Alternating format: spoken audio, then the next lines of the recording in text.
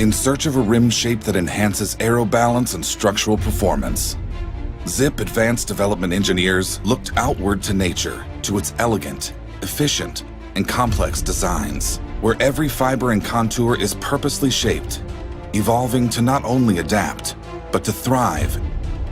Pairing this newfound inspiration with precision engineering, the Zipp Advanced Development Team reimagined the aero wheel, and in the process, developed the fastest rim shape Zipp has ever produced. Introducing the Zipp 454 NSW, a wheel that is both fast and stable regardless of prevailing winds.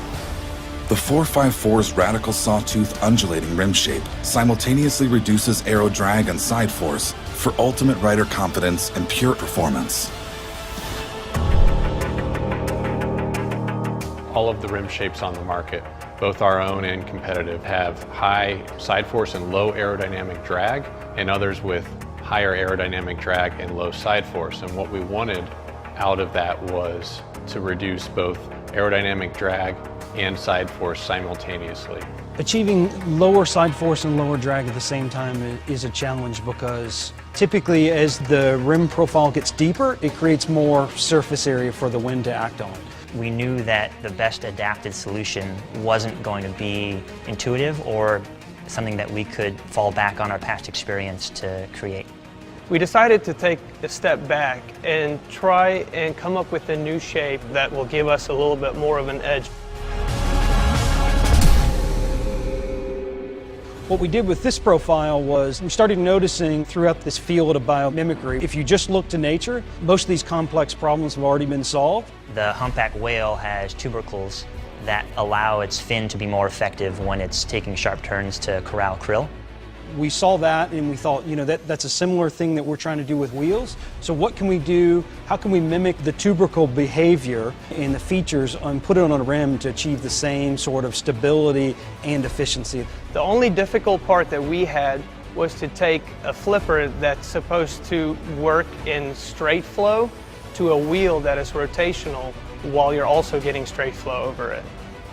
What we were doing is really using the kind of profile of our hyperfoils to keep the air attached in certain regions. A good way to explain what the hyperfoil does is to first imagine a vortex generator. You might have seen these things, they're pretty prevalent on commercial airline wings. If you look out the window, you see little tabs sticking up, and they're slightly askew from the wind direction. And what that does is it creates a pocket of low pressure to one side, which in turn makes a streamwise vortex of air that energizes the boundary layer, and that serves to keep the flow attached to the surface. Now, with the hyperfoil, it achieves the same thing, but it's one step more sophisticated. As the wheel pitches in yaw, the hyperfoil node becomes more prominent into the boundary layer and effectively creates more mixing and more energy transfer to keep the flow attached to the rim surface. The undulating sawtooth RS shape with hyperfoil nodes stabilizes handling in gusting wind by increasing the frequency of wind vortex shedding. Lower frequency shedding produces larger, more powerful vortices, providing an unstable situation often referred to as buffeting. Higher frequency shedding produces a greater number of smaller, less powerful vortices, leading to greater wheel stability and rider control, saving watts typically expended trying to hold a line. The dimples are hexagon-shaped instead of our traditional circular shape, and the harsh transition from one corner of the hexagon to the next makes for more effective mixing of that boundary layer. And thus, creating a very stable, predictable platform. When you're designing, especially out-of-the-box stuff like this new rim shape, it starts with a hunch, and it really takes a lot of perseverance. We've tried many different profiles over many different tests. Each time we learn a little bit more about how it works and how it doesn't work. During the development process, we not only looked into wind tunnel data, but we also wanted to model this using some more modern-day technologies. We just went crazy in the wind tunnel with all the different iterations, new design ideas. We dove into CFD to try to understand what was going on and how we could harness this concept. But we also brought in another element, which was real-world testing. So we had an aero stick. Over the years, we've developed a lot of our own proprietary aero sensors that allow our test rider fleet to basically go out, do tests with different profiles, and kind of give us real-world feedback. And it's showing us that the position changes from crosswind really have a significant impact in the overall CDA or the overall speed of the rider.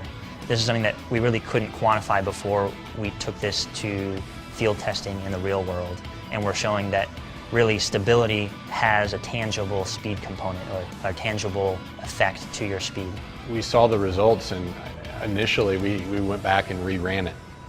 We reran everything to make sure that it wasn't an anomaly, because we just achieved something that hadn't really been done before.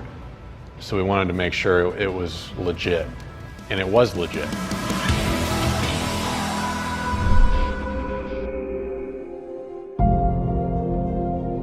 For unmatched stopping power and modulation, regardless of weather conditions or the length of the descent, the 454 NSW also features Zipp's industry-leading silicon carbide showstopper brake track. The final touch.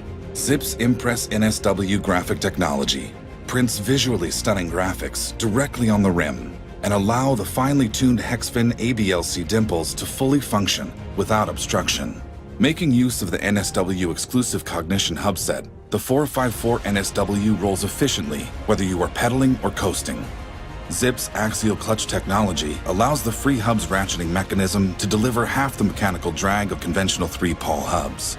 Assembled with Swiss bearings, made to exact specifications, the Cognition hubset is as robust as it is fast. We're going after every single nook and cranny. No stone is left unturned to make this a faster wheel. The 454 NSW Carbon Clincher goes beyond what was thought possible with conventional aero wheel design to usher in a new era rooted in stability and unrelenting speed. The 454 NSW really started to tap into that rider need of needing a faster wheel and needing it to handle better. That is something that we've tried to accomplish for many years, and we're finally doing it. This is the shape of things to come. This is the 454 NSW.